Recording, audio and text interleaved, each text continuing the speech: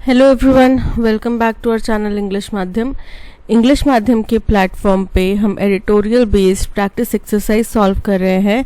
Start करते हैं आज का session with thought of the day, that is consistency is what transforms average into excellence.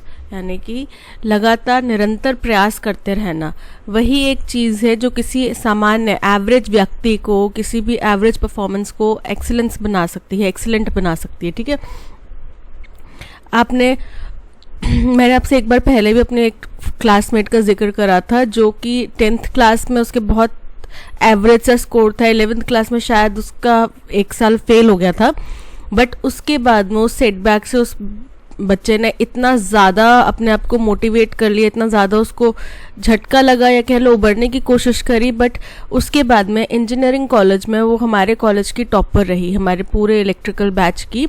All over 4 years के session में through out वो topper रही और उसका एक ही मोटो रहता था कि वो हर चीज़ को लगातार प्रयास करती रहती थी। Because she once said, I am not a born genius, मैं बॉर्न जीनियस नहीं हूँ, मैं पैदा जीनियस नहीं हुई थी, but I have to work hard to be a genius. और वो इतना ज़्यादा, जिस टाइम पे हम लोग शायद एक बार सिलेबस कर रहे होता था, उस टाइम तक उसका दूसरी बार शायद रिविजन स्टार्ट हो चुका होता था।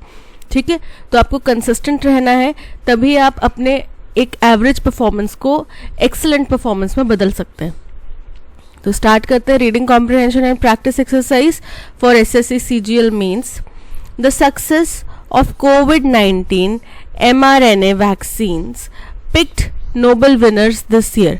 यानी कि इस वैक्सीन की सक्सेस जो है, मतलब हो सकता है कि इस वैक्सीन के डेवलपमेंट में जो लोग शामिल हों उनको नोबेल प्राइज़ के लिए इस्तेमाल किया, उनको नोबेल प्राइज़ दिया जा रहा है। तो इस वैक्सीन की सक्सेस की ने ही चुनाव किया है नोबेल प्राइज़ के विनर्स का इस साल। All nominees for the Nobel Prize in Physiology or Medicine have path-breaking achievements to their credit। बोल रहे हैं जितने भी उम्मीदवार इस नोबेल प्राइज के लिए चुने गए हैं, किस फील्ड में, फिजियोलॉजी या मेडिसिन की फील्ड में, उन्होंने पाथ ब्रेकिंग यानी कि क्रांतिकारी अचीवमेंट्स हासिल करे हैं। उनके नाम पे क्रांतिकारी अचीवमेंट्स हैं। But often the final choice of the winner might have a lot to do with the timing and the context। लेकिन हमें अक्सर क्या होता है कि जो फाइनल चॉइस है विनर की, वो टाइमिंग और किस कंटेक्स्ट में हमने वो विनर चूज करा है उसके ऊपर डिपेंड करता है। ठीक है, उसके ऊपर निर्भर करता है। यानी कि चुने तो गए होंगे 15-20 लोग, किसी ने किसी चीज़ में अच्छा परफॉर्म करा होगा, किसी ने ए में अच्छा परफॉर्म करा होगा, किसी ने बी में अच्छा परफॉर्म करा होगा, किसी ने सी में अच्छा परफॉर्म करा होगा। लेकिन इस समय में हमें सी के अंदर अच्छा परफॉर्म करने की बहुत ज़्यादा ज़रूरत थी। इसके अंदर अगर जिसने अच्छा परफॉर्म करा तो हमने उसको सिलेक्ट करा फॉर नोबेल प्राइज़। ठीक है, ये हो सकता है। Katalin Kariko and Drew Weissman would have thus been safe bets for their work that enabled the development of the effective mRNA vaccines against COVID-19। तो बोल रहे हैं कि इसीलिए कैटलन कैरिको और ड्रू विसमैन, ये दोनों जो है हमारी सेफ बेट थे। सेफ बेट थे मतलब कि असली चुने हुए उम्मीदवार थे, सही उम्मीदवार चुने गए थे। क्यों? क्योंकि इन्होंने जो mRNA वैक्सीन कोविड को फाइट करने के लिए जो डेवलप करी, उसमें इनका बड़ा योगदान रहा है। ठीक है, the 2023 Nobel announcement comes as no surprise. जो बोले 2023 के जो नोबेल अनाउंसमेंट्स हैं उनमें कोई चौंकाने वाली बात नहीं है। Given that the benefits of the discovery are still keeping people alive and out of hospitals. क्यों? क्योंकि ये बात ध्यान में रखनी चाहिए कि ये जो वैक्सीन है, mRNA वैक्सीन डेवलप हुई है, इसी की वजह से आज भी लोग जीवित हैं और हॉस्पिटल से बाहर हैं। वरना कोरोना की पहली, दूसरी, तीसरी लहर में आपको पता है हॉस्पिटल्स में बेड तक नहीं मिल रहे थे। It also ticks all the boxes. The Nobel Prize for Medicine must be awarded for a discovery that would confer the greatest benefit on mankind, which mRNA undoubtedly did। और बोल रहे हैं कि इसने सभी सही टिक बॉक्सेस को भी टिक करा है। टिक बॉक्सेस क्या होते हैं? जैसे कि कुछ रिक्वायरमेंट्स होती हैं कि ये आपको अगर कोई जॉब कोई जॉब नोटिफिकेशन निकली है, ठीक है, उस जॉब नोटिफिकेशन की कुछ रिक्वायरमेंट्स होंगी, क्वालिफिकेशन होंगी कि 5 साल का एक्सपीरियंस होना चाहिए, पिछली कंपनी से अच्छा परफॉर्मेंस होना चाहिए, फिर उसके बाद में इसी फील्ड में 1 साल का एक्सपीरियंस होना चाहिए, या फिर MS एक्सेल में सर्टिफिकेट होना चाहिए, कुछ भी, कोई भी उसके XYZ रिक्वायरमेंट्स हो सकती हैं। तो ये वाले रिक्वायरमेंट टिक, ये वाले रिक्वायरमेंट टिक, ये वाले रिक्वायरमेंट टिक, तो ये बोल जाते हैं टिक बॉक्सेस, कि सभी बॉक्सेस को टिक करें, मतलब कि सारे रिक्वायरमेंट्स को फुलफिल कर रहे हैं। जो कि क्या है कि नोबेल प्राइज मेडिसिन की दुनिया में तभी दिया जाना चाहिए जब कोई ऐसी डिस्कवरी हो जो कि मैनकाइंड, इंसानियत के लिए बहुत बड़ा एक बेनिफिट हो, और जो कि ये mRNA मेडिसिन जो वैक्सीन डेवलप की गई थी, कोई दो राय नहीं है कि ये वाकई में हमारी इंसानी नस्ल को बचाने में कामयाब हो पाई है। This Nobel is also significant in that it recognises the contribution of a women of science. बोल रहे हैं ये वाला जो नोबेल प्राइज है ये इसलिए भी महत्वपूर्ण है क्योंकि इन्होंने महिलाओं का, साइंस की फील्ड में महिलाओं का जो कंट्रीब्यूशन है उसको भी रिकॉग्नाइज करा है। 13 women have now won Nobel prize for medicine. 13 महिलाओं को मेडिसिन की दुनिया में नोबेल प्राइज मिल चुका है, जिन कितने में से 2025 अवार्ड दिए गए हैं मेडिसिन में, उनमें से 13 महिलाओं को, 13 जो है महिलाएं हैं। And only 62 women have won any Nobel Prize against 894 men so far। और केवल 62 महिलाओं को किसी भी तरीके का, चाहे वो लिटरेचर की फील्ड में हो, चाहे मेडिसिन की फील्ड में हो, चाहे साइंस की फील्ड में, टेक्नोलॉजी की फील्ड में हो, 62 महिलाओं को नोबेल प्राइज मिला है 894 मेन के कंपैरिजन में। यानी कि 894 पुरुषों को नोबेल प्राइज मिला है और केवल 62 महिलाओं को नोबेल प्राइज मिला है। The best outcomes inevitably emerge from intersectoral collaborations। जो सबसे अच्छे हमें आउटकम्स, नतीजे देखने मिलते हैं वो अनडाउटेडली हमें उन सेक्टर से देखने मिलते हैं जहाँ पे साइंस के साथ में मेडिसिन का जहाँ पे सहयोग हो, यानी कि टेक्नोलॉजी के साथ में मेडिसिन का सहयोग हो मान लो, या फिर टेक्नोलॉजी के साथ में किसी और चीज़ का योगदान हो, कॉम्बिनेशन जहाँ पे कोलैबोरेशन बनाया जाता है ना अलग अलग क्षेत्रों के, वहाँ पे। And steadfast scientific research conducted against all odds. और जो अटल साइंटिफिक रिसर्च की जाती है ना, कि कोई भी अगेंस्ट में भी है आपकी डेवलपमेंट के। अब न्यूक्लियर टेस्टिंग जब पोखरण में की थी तो हमारे देश के ही लोग हमारे विरोध में खड़े थे, बट स्टिल वो की टेस्टिंग, तो आज उसका फ़ायदा हम लोग उठा पा रहे हैं कि हमारे यहाँ पे न्यूक्लियर पावर प्लांट्स डेवलप हो चुके हैं, हम लोग उनसे अपनी एनर्जी कंजम्पशन कर रहे हैं, यूटिलाइज कर रहे हैं, राइट। बट अगर उस टाइम पे अटल जी नहीं करते वो टेस्टिंग, और क्योंकि उनका विरोध हो रहा है और विपक्ष को वो नाराज़ नहीं करना चाहते हैं या सहयोगियों को नाराज़ नहीं करना चाहते, ये सोच के वो टेस्टिंग रोक देते, तो क्या इंडिया आज एक न्यूक्लियर पावर बन पाता? नहीं ना। हमें वेस्टर्न कंट्रीज़ की तरफ देखना पड़ता कि भाई वो हमें मंजूरी देंगे, वो स्वीकृति देंगे तो हम कर पाएंगे, और वो या फिर वो हमारी मदद करें न्यूक्लियर पावर प्लांट डेवलप करने में, क्योंकि हम तो कर नहीं सकते, हमारे तो विपक्षी या फिर सहयोगी विपक्ष में हो जाएंगे, ठीक है। तो क्या स्थिति आज ऐसी होती, क्या हम लोग आज अपने दम पे अपने न्यूक्लियर वेपन्स बना पाते, जिनकी वजह से आज पाकिस्तान जैसे देश हमें आंख नहीं दिखा सकते, ठीक है, वो डरते हैं, तो ये चीज़ नहीं हो पाती, राइट। तो इसीलिए चाहे कितनी भी विषम परिस्थिति हो उसमें भी अटल तरीके से साइंटिफिक रिसर्च को कंडक्ट करते रहना, ऐसे सेक्शंस में हमें ज़्यादा बेहतर आउटकम्स देखने मिल रहे हैं। Hungarian biochemist Katalin Kariko became fascinated with mRNA when it was a mere possibility। जो हंगेरियन, ये जो कैटलन कारिको हैं, ये हंगरी देश के हैं और बायोकेमिस्ट हैं ये, तो बोल रहे हैं इनको फैसिनेशन कब हुआ, ये मोहित हो गए किस चीज़ से, mRNA से। जब केवल mRNA सिर्फ एक पॉसिबिलिटी थी तब ये इनको लगा कि mRNA से हम कुछ शायद कर सकते हैं अच्छा, ठीक है। उस टाइम पे इन्होंने इसको डेवलप करना शुरू कर दिया। In human cells, genetic information encoded in DNA is transferred to messenger RNA। बोल रहे हैं क्या होता है कि इंसान की सेल्स के अंदर जो जेनेटिक इन्फॉर्मेशन होती है वो सारी डीएनए के अंदर स्टोर होती है, ठीक है। इस डीएनए को आरएनए, मैसेंजर आरएनए के जिसको एमआरएनए बोल रहे हैं, वो है मैसेंजर आरएनए, उसके ज़रिए ट्रांसफ़र किया जाता है and this is then used as a template for protein production. और इसको फिर एक प्रोटीन प्रोडक्शन का टेम्पलेट के तौर पे यूज़ किया जाता है। टेम्पलेट मतलब क्या है कि आपने पहले ही, जैसे सपोज करो कि आपको किसी को बार बार थैंक यू की मेल लिखनी पड़ती है, ठीक है। सपोज करो आप कस्टमर सपोर्ट में काम कर रहे हैं और आपको बार बार वो मेल लिखनी पड़ती है, thank you for calling our help desk फलाना फलाना फलाना। तो आपने इसका ना पूरा एक टेम्पलेट बना के रख लिया है।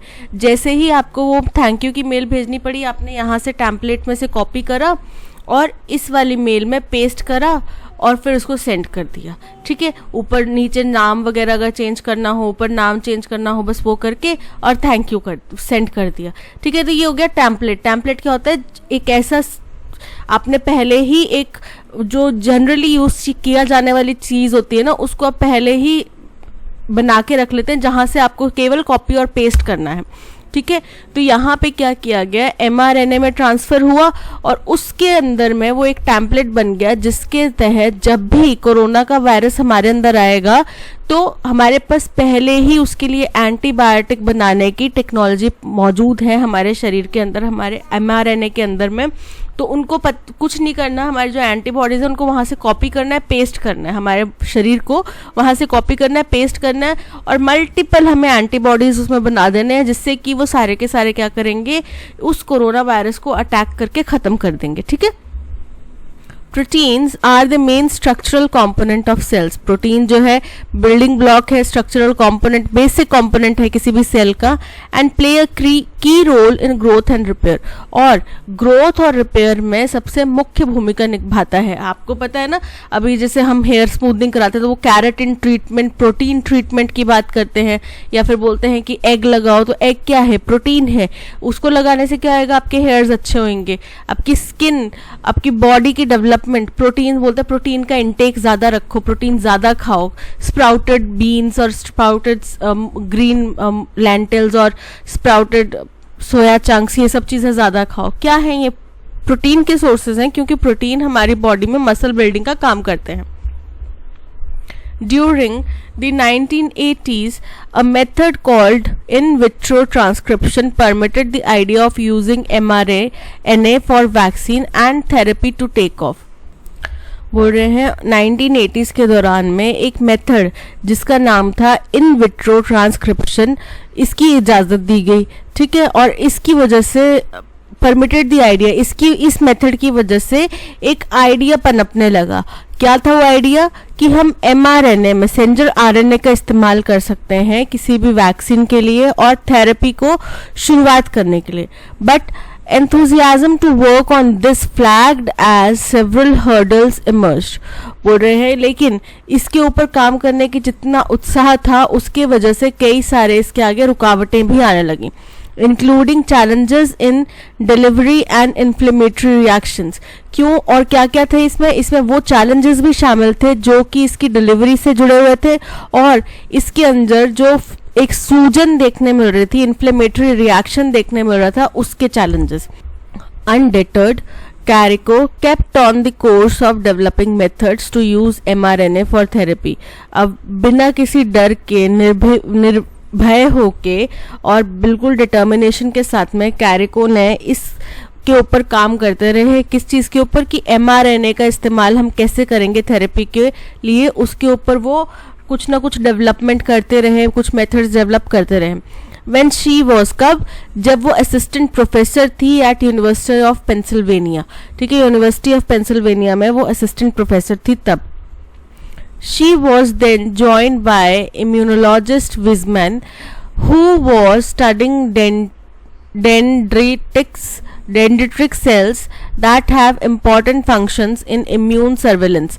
बोल रहे हैं फिर बाद में उनके साथ में जो दूसरे साइंटिस्ट विजमैन है वो जुड़ गए, जो कि क्या है? इम्यूनोलॉजिस्ट हैं, ठीक है, हमारी इम्यूनिटी वगैरह को स्टडी करते हैं, ठीक है। और वो उस टाइम पे डेंड्रिटिक सेल को स्टडी करे थे that have important functions in immune surveillance, जिसका कि इम्यूनिटी के ऊपर निगरानी रखने में बहुत ज़्यादा इंपॉर्टेंट काम होता है, and activation of vaccine induced immune response, और वैक्सीन के जरिए जो हम इम्यून रिस्पॉन्सेस को बढ़ाने की कोशिश करते हैं उसको एक्टिवेट करने में इसका काम होता है.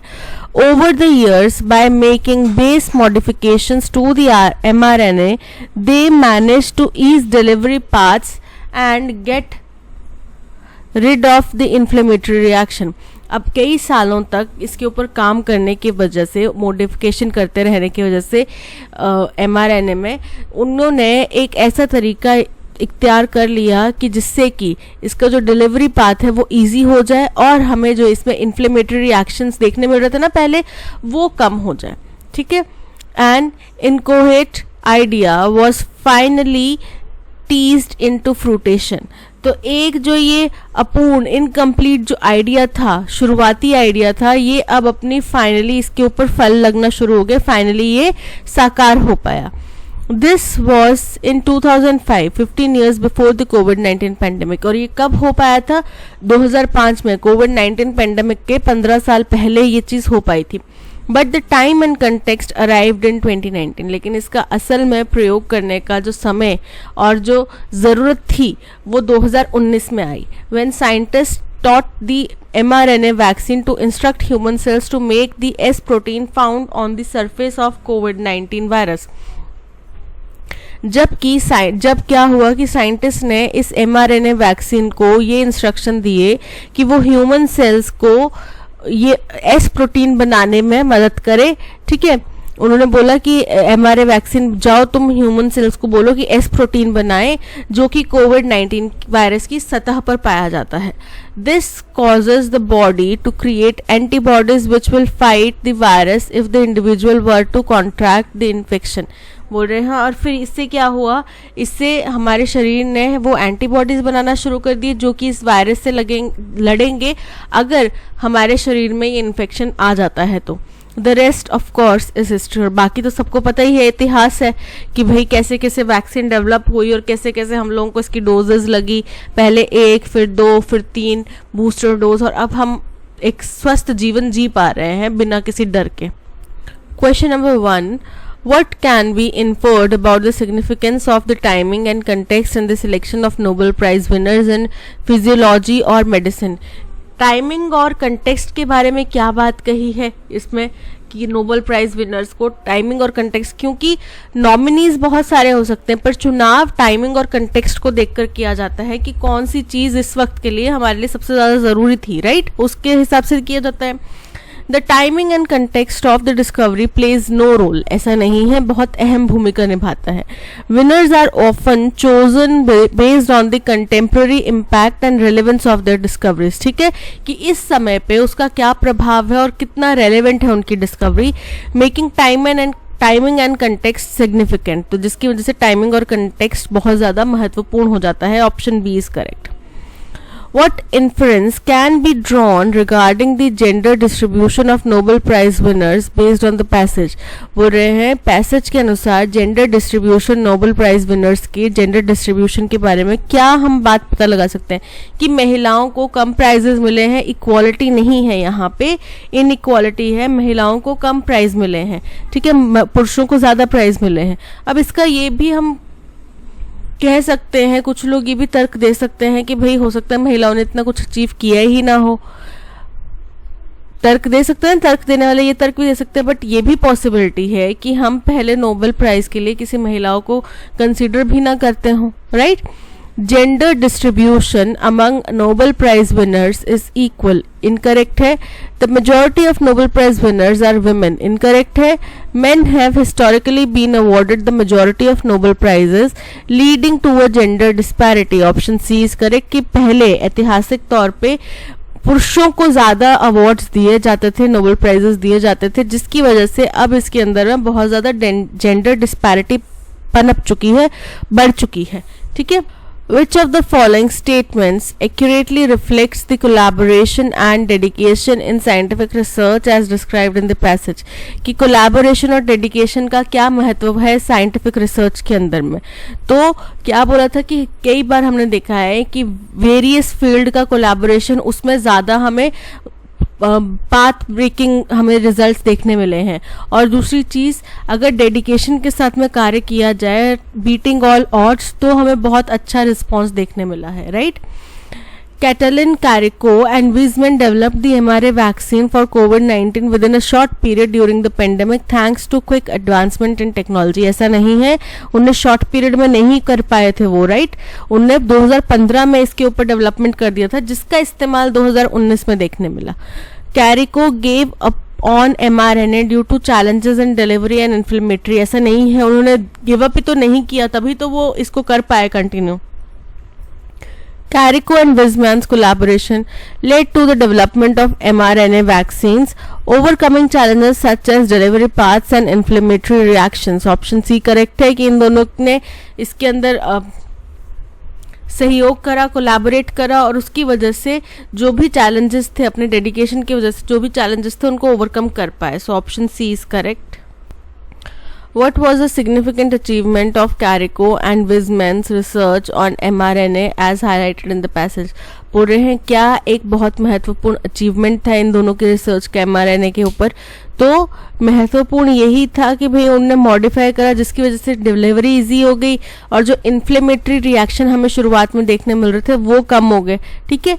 They patented the in vitro transcription. In vitro transcription में इनका कोई हाथ नहीं है, वो अलग एक कंटेक्स्ट है. दे एस्टैब्लिश दैट mRNA, क्योंकि इन विट्रो ट्रांसक्रिप्ट 1980 के दशक में स्टार्ट हुआ था, अभी इन्होंने 2015 में, तो इतने बूढ़े थोड़ी हैं ये लोग.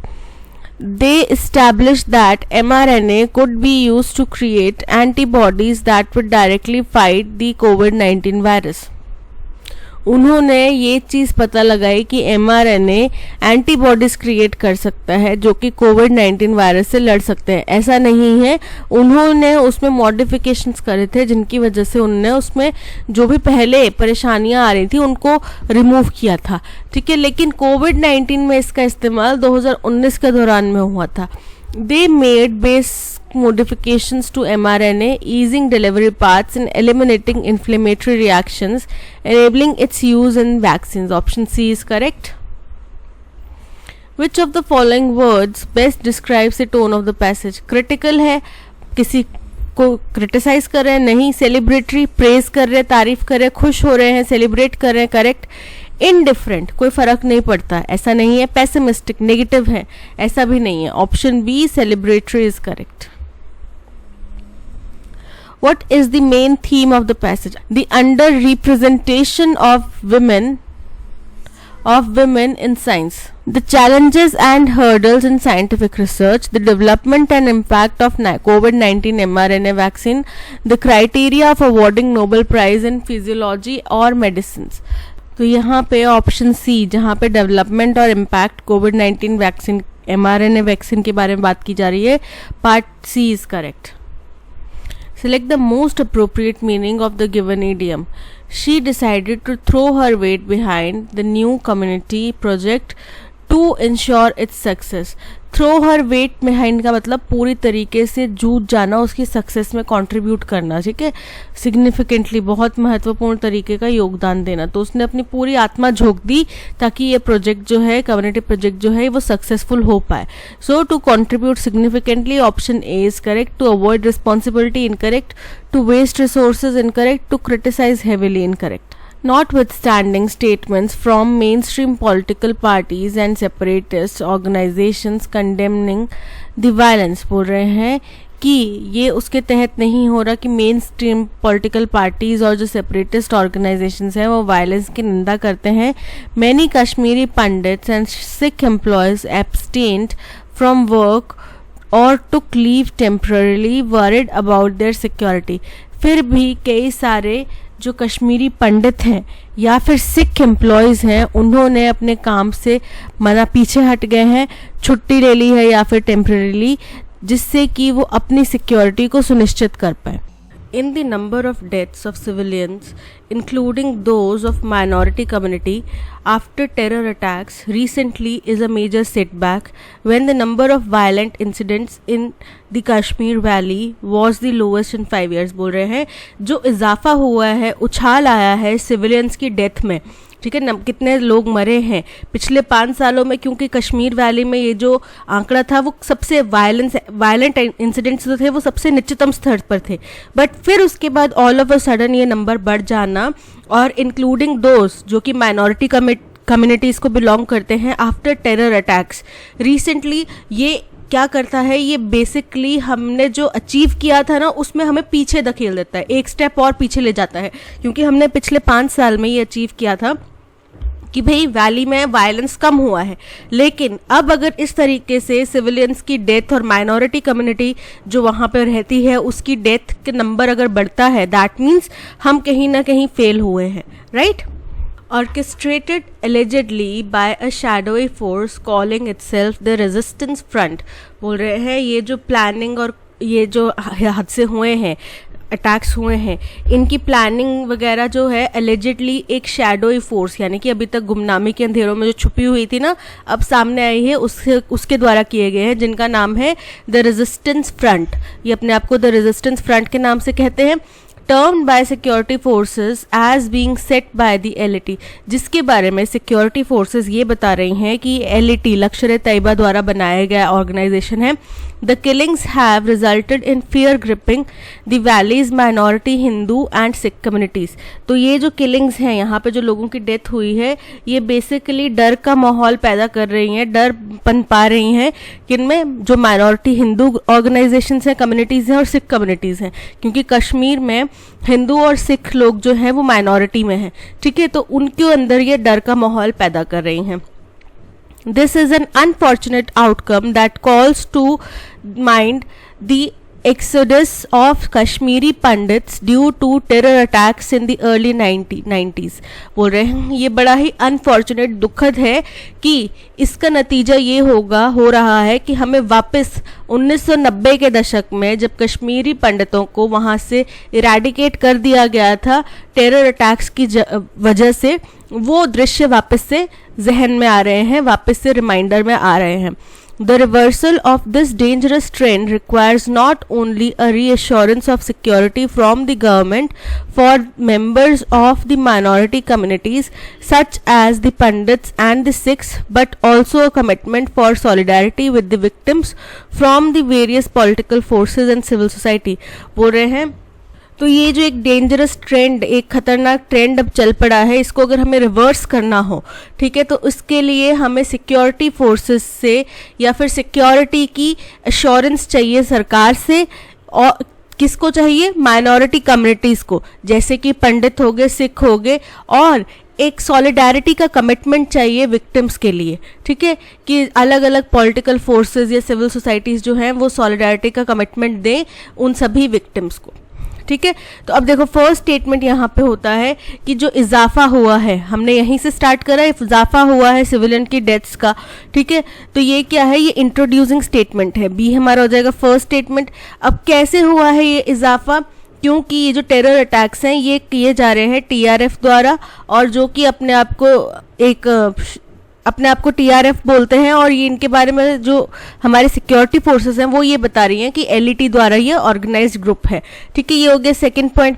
थर्ड पॉइंट हो जाता है जहाँ पे इस वायलेंस के बारे में आगे बोलते हैं कि separatist organisations, mainstream political parties जो हैं ये सब इस वायलेंस को कंडेम कर रही हैं, बट ये उनके साथ में सही नहीं आ रहा, ठीक है, तो ये हो गया थर्ड। फोर्थ पॉइंट हो जाता है कि ये बड़ा दुखद है, बड़ा अनफॉर्चुनेट है, क्योंकि इससे हमें वापस से वही चीज़ें याद आ जाती हैं 1990s की। और फाइनल पॉइंट हो जाता है कि अगर हमें इसको ख़त्म करना है तो हमें एश्योरेंस चाहिए गवर्नमेंट से, पॉलिटिकल पार्टीज से, पॉलिटिकल फोर्सेस से, सिविल सोसाइटी से, ठीक है। तो हमारा अरेंजमेंट क्या बन रहा है, BCADE, BCADE, option B is correct. In a meeting with state leaders and representatives, Home Minister Amit Shah noted that geographical influence of the Maoists has reduced from 96 districts to 10 states in 2010 to 41 now. The contraction is not surprising. बोल रहे हैं state के leaders के साथ में और representatives के साथ में होम मिनिस्टर अमित शाह ने एक मीटिंग करी। उन्होंने बोला कि ज्योग्राफिकल इन्फ्लुएंस यानी कि माओइस्ट जो हैं वो कितने एरिया में उनका विस्तार है, कहाँ तक वो फैले हुए हैं, उसमें कमी आई है। क्योंकि पहले 10 स्टेट्स के 96 डिस्ट्रिक्ट्स में वो फैले हुए थे 2010 में, जो कि अब घट के 41 डिस्ट्रिक्ट्स पे पहुंच गया है। और क्योंकि ये जो कॉन्ट्रैक्शन है ये बहुत ज़्यादा सरप्राइजिंग भी नहीं है। देखो जाहिर सी बात है, बड़े लंबे समय से हम इसके ऊपर काम करें तो सरप्राइजिंग तो नहीं लग रहा ना, एक दिन का काम नहीं है, बड़ी दिनों का, बड़े सालों का एफर्ट्स है। Rather than mobilizing discontents with the Indian state by projecting its weakness in ensuring inclusion and welfare, the Maoists have privileged armed struggle, invited state repression and sought to use this to recruit adherents। बोल रहे हैं कि इस बजाय इसके कि अपना जो भी डिस्कम्फर्ट है वो इंडियन स्टेट के साथ में डिस्कस करें, कैसे सरकार के साथ में बातचीत करके अपनी वीकनेस या उनकी वीकनेसेस या फिर जो भी वहाँ पे कमियां हैं उनको गिना के इंक्लूजन और वेलफेयर के स्कीम्स पैदा वहाँ पे करके माओइस्ट ने क्या किया, उन्होंने आर्म्ड स्ट्रगल को महत्व दिया, उन्होंने रिप्रेशन को और ज़्यादा बढ़ावा दिया और जो इन रिप्रेशन से लोग परेशान हुए थे उनको फिर अपने ग्रुप्स में ऐड करना शुरू कर दिया। ठीक है। Armed struggle has found few takers beyond select pockets untouched by development or linkages with the welfare state। बोल रहे हैं कि आर्म्ड वायलेंस जो है, आर्म्ड स्ट्रगल्स जो है, उसमें कुछ लोगों को जो है वो नुकसान पहुंचा है, बाकी लोग तो कई ऐसे हैं जिनको डेवलपमेंट छू भी नहीं पाई है। ठीक है, केवल कुछ ही इलाकों तक डेवलपमेंट पहुंच पाई है या फिर वेलफेयर फंक्शनिंग पहुंच पाई है। And far from consolidating it's presence, a prospect that seemed possible following the merger of two major Naxalite groups into the proscribed Communist Party of India, Maoist। बोल रहे हैं और क्या हुआ कि कुछ इलाकों में तो उनकी प्रेजेंस तक भी नहीं देखी जाती, किस चीज़ की, वेलफेयर स्कीम्स, डेवलपमेंट प्रोग्राम्स की प्रेजेंस तक भी नहीं देखी जाती। नक्सलाइट्स ने क्या किया है कि उनने 2 नक्सलाइट ग्रुप्स थे उनको मर्ज करके communist party of India, Maoist बना दिया है। ठीक है। The organization is limited to the remote and densely forested terrains of central and east central India। तो ये जो कम्युनिटी है कम्युनिस्ट पार्टी ऑफ इंडिया, तो ये क्या है, ये ऐसा नहीं कि कोई बहुत बड़ी पार्टी बन चुकी है या कोई बहुत बड़ा मेजर अलायंस है।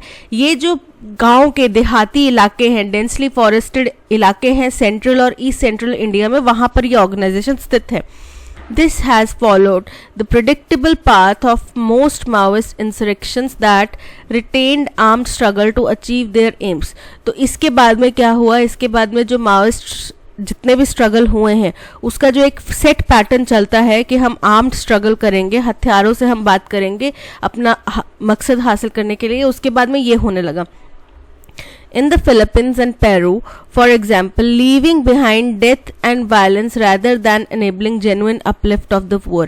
और उदाहरण दिया कि जैसे कि फिलीपींस और पेरू में भी हुआ, और इसके बाद में क्या होता है कि पीछे क्या रह जाता है, इस हथियारों के स्ट्रगल के बाद में पीछे क्या रह जाता है, पीछे केवल लाशें, वायलेंस, इसके निशान, ये सब रह जाते हैं और जो गरीब जनता है उसका अपलिफ्टमेंट नहीं हो पाता। Such a strategy has led to some of India's poorest people, the tribals in Chhattisgarh and Jharkhand in particular, being caught up in endless violence। बोल रहे हैं ऐसी जो उनकी स्ट्रैटेजी रही है, तो इससे क्या हुआ है, इस स्ट्रैटेजी से हमेशा जो गरीब जनता है, जैसे कि छत्तीसगढ़ के ट्राइबल इलाकों के, झारखंड के गरीब लोग जो हैं, खास तौर पे उनकी बात करें तो ये एक एंडलेस वायलेंस की लूप में फंस जाते हैं। पहले माओइस्ट अटैक करेंगे आर्म्ड फोर्सेस के ऊपर, ठीक है, फिर आर्म्ड फोर्सेस उनको रोकने के लिए वापस अटैक करेंगे, फिर वो बदला लेने के लिए अटैक करेंगे। इस सब में बीच में जो मिडिल मैन है, गरीब जनता है, वो पिस रही है। And also cause severe losses to the Maoist as well as anti-insurgent security forces। तो जिसकी वजह से माओइस्ट को भी नुकसान होता है और जो एंटी इंसर्जेंट सिक्योरिटी फोर्सेस हैं उनको भी नुकसान होता है। Despite these, the Maoists have not budged from their flawed understanding of the nature of Indian state and democracy। बोल रहे हैं, फिर भी वो अपनी जो गलत धारणा है ना कि हिंदुस्तान की सरकार कैसे काम करती है, हिंदुस्तान में डेमोक्रेसी कैसे काम करती है, उस गलत धारणा से पीछे नहीं हटे हैं. Unwilling to accept that the poor people whom they claim to represent see greater engagement with the electoral and welfare system. और ये बात भी नहीं समझ पाते या इस बात को एक्सेप्ट भी नहीं करना चाहते कि जो गरीब जनता जिनके हक के लिए वो कह रहे हैं कि हम लड़ रहे हैं, वो भी इलेक्टोरल जो पॉलिसी है सरकार की कि वोट दो, हम अपना सही रिप्रेजेंटेटिव चुने, हम वेलफेयर सिस्टम को सहयोग करें, उसको महत्व देते हैं, ये बात भी वो समझना नहीं चाहते. ठीक है, तो देखो यहाँ पे सबसे फर्स्ट स्टेटमेंट हो जाएगा जहाँ पे आर्म्ड स्ट्रगल के बारे में बात की गई कि इसमें कुछ लोग आते हैं, कुछ लोग इसके बीच में फंस जाते हैं, फिर वहाँ पर डेवलपमेंट और वेलफेयर स्कीम्स पहुँच नहीं पाती. ठीक है, जो लोग ऐसी चीज़ों में फंस जाते हैं वो अपने इलाके में होने भी नहीं देना चाहते. ठीक है, तो ये हो गया फर्स्ट स्टेटमेंट. फिर इसके बाद में आता है ए स्टेटमेंट कि क्या करते हैं स्टेट के साथ में बातचीत करने के बजाय कि उनके साथ में हम बातचीत करें, हमारे जो भी इश्यूज़ हैं हम उनसे बात करके सुलझाएं, इसकी बजाय क्या करते हैं वो आर्म्ड स्ट्रगल को महत्व देते हैं. ये हो गया सेकंड पॉइंट. थर्ड पॉइंट हो जाएगा जहाँ पे बात करी गई कि ऐसी स्ट्रैटेजी जो है ये क्या करेगी, ये कुछ लोगों को बहुत ज़्यादा नुकसान पहुंचाएगी और उनके पास में वो एंडलेस वायलेंस की लूप में फंस जाते हैं. ये हो गया थर्ड पॉइंट. और फाइनल पॉइंट फोर्थ पॉइंट हो जाता है कि जिसकी वजह से माओइस्ट का जो एक प्रिडिक्टेबल पाथ है उसको फॉलो करने की वजह से पीछे सिर्फ डेथ और वायलेंस के निशान रह जाते हैं. ठीक है, ये हो गया 4 पॉइंट. तो हमारा अरेंजमेंट बन रहा है BADC. BADC option A is correct.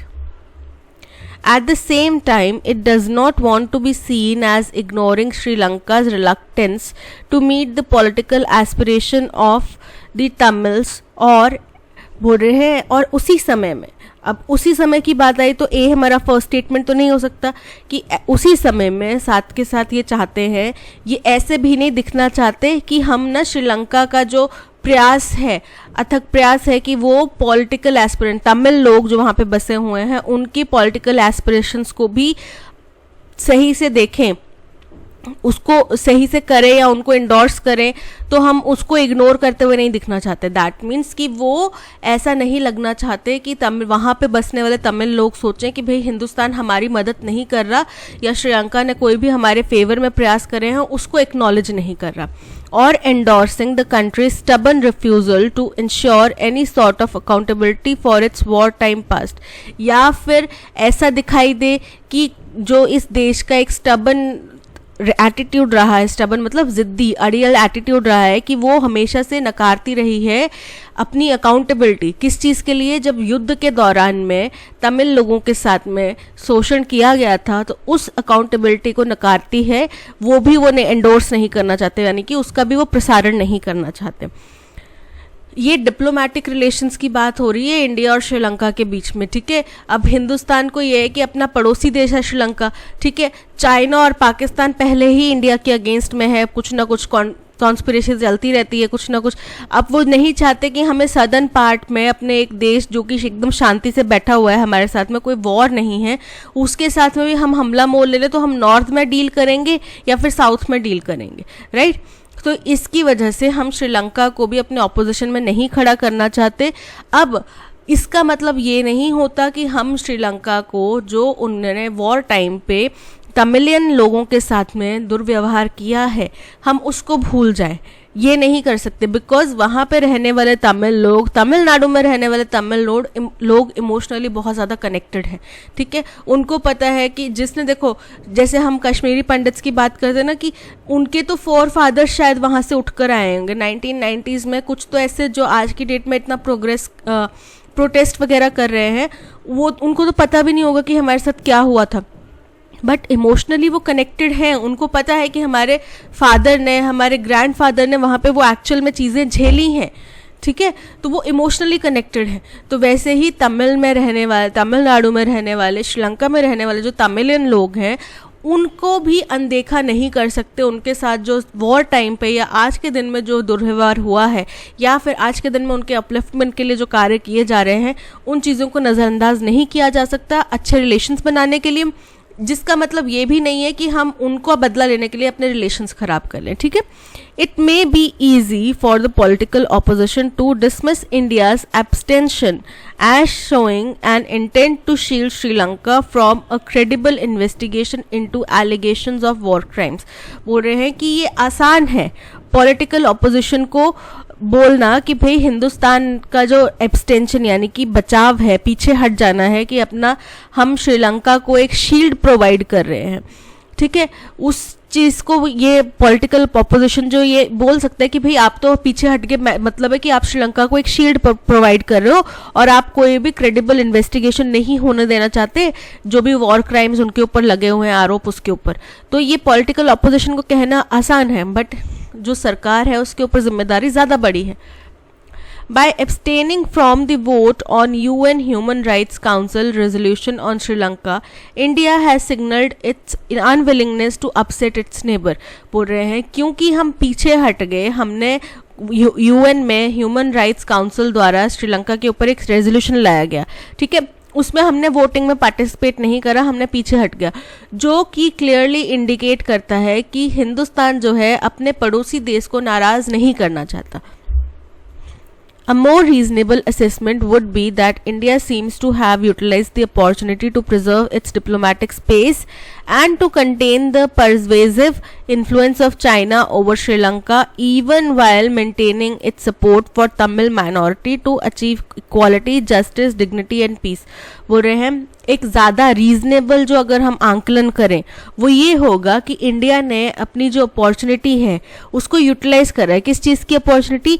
कि अपना जो डिप्लोमेटिक रिश्ता है उसको बरकरार रखे, टू कंटेन जो चाइना इस वक्त श्रीलंका के चप्पे चप्पे में अपना फैलाव कर रहा है, श्रीलंका के भीतर तक घुस के अपना फैलाव कर रहा है, उससे क्या करे कि चाइना वहाँ पे क्योंकि फैलाव कर रहा है, चाइना का मेन इंटेंशन तो यही है कि वो साउथ से भी इंडिया के ऊपर अटैक कर सके या फिर अपना जो उनकी पॉलिसी है डेवलपमेंट की उसको और ज़्यादा विस्तार कर सके। तो ऐसे हालात में वो श्रीलंका के साथ में कोई भी पंगा नहीं लेना चाहते जिससे कि चाइना को एक मौका मिल जाए कि अपना इन्फ्लुएंस वो श्रीलंका के ऊपर और ज़्यादा बढ़ा सके, even while maintaining it's support for Tamil. और ये हमने कब करा? साथ ही साथ हमने तमिल माइनॉरिटी को अपना सपोर्ट भी मेंटेन रखा है ताकि वो वहाँ पे इक्वालिटी, जस्टिस, डिग्निटी और पीस हासिल कर पाए, ठीक है।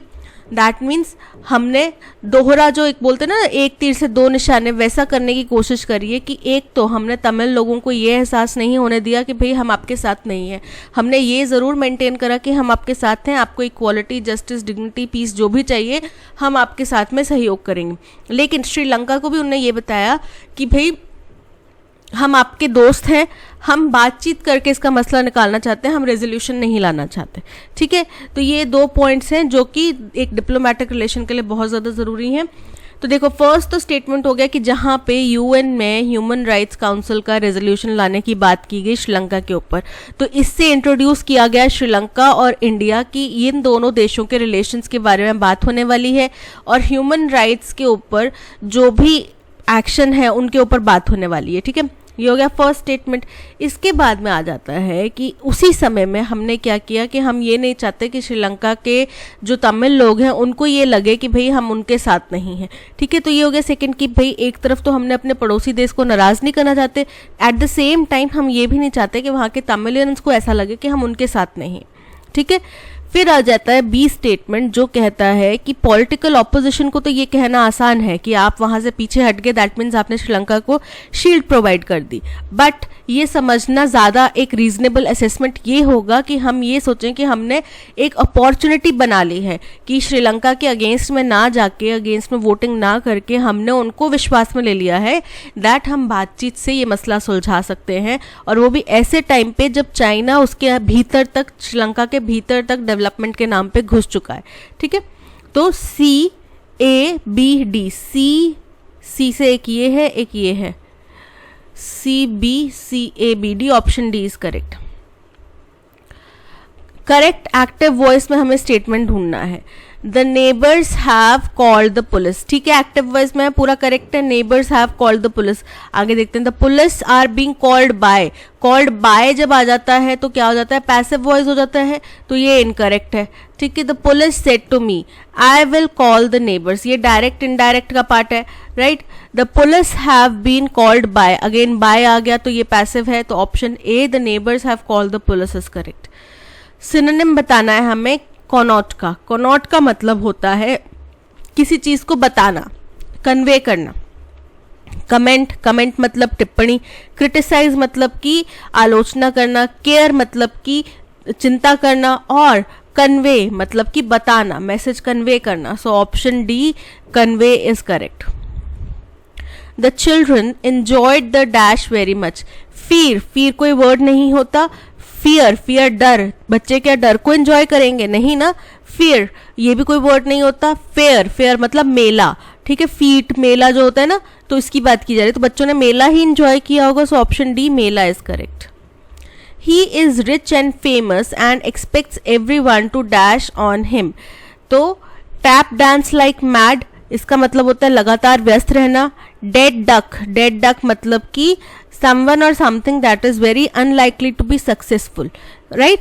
और give a song and dance, इसका मतलब होता है एक बड़ी ही लंबी और लंबी कॉम्प्लिकेटेड सी स्टोरी या स्टेटमेंट जो कि कई बार सत्य भी नहीं होती, ठीक है। तो यहाँ पे उसका मीनिंग भी यहाँ पे कन्वे नहीं हो रहा। डांस अटेंडेंस, डांस अटेंडेंस का मतलब होता है कि हर कोई आपको प्लीज करने के लिए काम कर रहा है, कि आप जो बोले वो सब मानते रहें और आपको खुश करने का प्रयास करें। तो क्योंकि वो रिच और फेमस है तो वो लोगों से यही चाहता है कि मैं जो कहूँ वो सब बात माने और मेरे को खुश करने का प्रयास करें। So everyone to dance attendance on him, option D is correct. Traditional people are used to using a calendar for their routine activities in rural households. Incorrectly spelled word हमें ढूंढना है। Traditional, TRADITIONAL करेक्ट है पूरा। Household correct है। Calendar, calendar की spelling देखो गलत है, CALENDAR calendar. So option C में स्पेलिंग एरर है, option C is correct. Activities की स्पेलिंग भी करेक्ट है। Outer protective layer of a tree, एक पेड़ है उसकी जो छाल होती है ना, मोटी सी चमड़ी जो उसको प्रोटेक्ट करती है, उसको क्या बोला जाता है, बार्क, ठीक है। The ability to use technology, communication tools and networks along with proper etiquette dash extremely essential. बोल रहे हैं जो एबिलिटी है, हमारी काबिलियत है कि हम टेक्नोलॉजी का प्रयास कर सकें, कम्युनिकेशन टूल्स का, नेटवर्क का प्रॉपर सलीके से उसका इस्तेमाल कर सकें, बहुत ज़्यादा ज़रूरी है। सो द एबिलिटी, एबिलिटी क्या चीज़ है, सिंगुलर एक नाउन है, ठीक है, सिंगुलर हमारी काबिलियत के बारे में बात की जा रही है, तो इसके साथ में क्या आएगा, to use technology is extremely essential, ठीक है, इज़ का प्रयोग यहाँ पे लाजमी है। For a person or an organization accessing their work digitally, it becomes important to find, evaluate and effectively use the dash of online information। बोल रहे हैं कोई भी ऐसे व्यक्ति या किसी भी संस्था के लिए जो डिजिटली काम कर रहा है, अगर उनको अपने काम को एक्सेस करना है डिजिटली, तो उनके लिए बहुत ज़्यादा इम्पॉर्टेंट बन जाता है टू फाइंड, ताकि वो जाने, इवैल्यूएट करें और इफेक्टिवली इस्तेमाल करें डैश ऑफ ऑनलाइन इन्फॉर्मेशन की, जो ऑनलाइन इन्फॉर्मेशन का जो सागर है ना, उसको अच्छे से इस्तेमाल कर पाए। Also one must have the ability and intent to create and share content digitally. और किसी व्यक्ति, जो भी व्यक्ति ऐसा काम कर रहा है, उसके पास में ये भी काबिलियत होनी चाहिए, एबिलिटी होनी चाहिए, क्षमता होनी चाहिए और मंशा भी होनी चाहिए कि वो क्रिएट कर सके और डिजिटली कंटेंट शेयर कर सके। The COVID-19 pandemic has taught the people of India, especially the elderly, how to dash to new technologies to facilitate their task. कोविड-19 पेंडेमिक ने ज़्यादातर हिंदुस्तान के लोगों को, खास तौर पे बुजुर्ग लोगों को ये बताया है कि कैसे नई टेक्नोलॉजीज़ उनके काम को फैसिलिटेट कर सकती हैं, यानी कि शायद आसान बना सकती हैं, हाउ टू यूज़ या how to accommodate to new technologies की उसका डेवलप करना, अपने बारे में उसके बारे में जानना हमारे काम को कैसे आसान कर सकता है। It has also provided them with an effective means against loneliness and social isolation caused by dash। तो इन्होंने हमें इफ़ेक्टिव तरीका भी प्रोवाइड कर दिया है कि लोग जो आज से पहले अकेलापन महसूस करते थे, सोशल आइसोलेशन महसूस करते थे, उनको भी एक साथी का योगदान मिल गया है। ठीक है, ये उसने प्रोवाइड कर दिया है टेक्नोलॉजी ने। बिकॉज पहले हम लोगों को जब हम बाहर जाते थे तो हमसे अगर हमारे दादू पापा मम्मी पूछते थे कि आप लोग से बात कैसे करनी है, तो उनको नहीं पता। बट कोविड टाइम पे सब लोगों ने सोशल मीडिया का इस्तेमाल इतना बेहतर तरीके से सीख लिया कि अब सब ऑलमोस्ट सारी दुनिया जो है वो उसके ऊपर अवेलेबल है। ठीक है, टिकटॉक का इस्तेमाल करके लोग करोड़पति बन चुके हैं, इंस्टाग्राम रील्स का इस्तेमाल करके लोग सेलिब्रिटीज बन चुके हैं।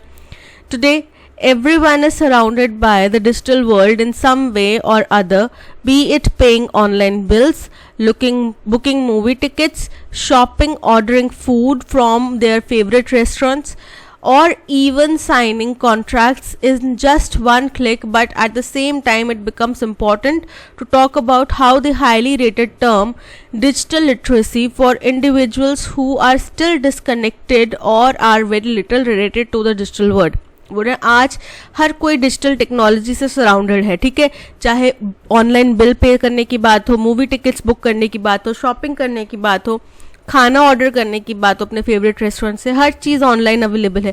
सो मच सो कि आज के दिन में कॉन्ट्रैक्ट्स भी डिजिटली साइन हो जाते हैं एक क्लिक से।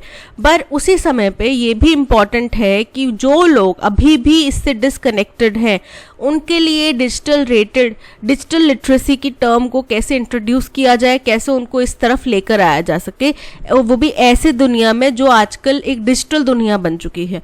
ठीक है,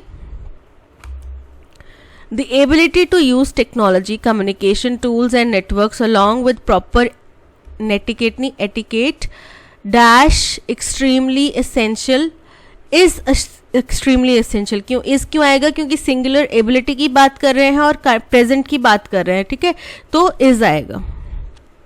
For a person or an organization assessing their work digitally, it becomes important to find, evaluate and effectively use dash of online information, achievement, concord, caution, pool की बात हो रही है, समुद्र है ना, तो उसके pool की बात हो रही है।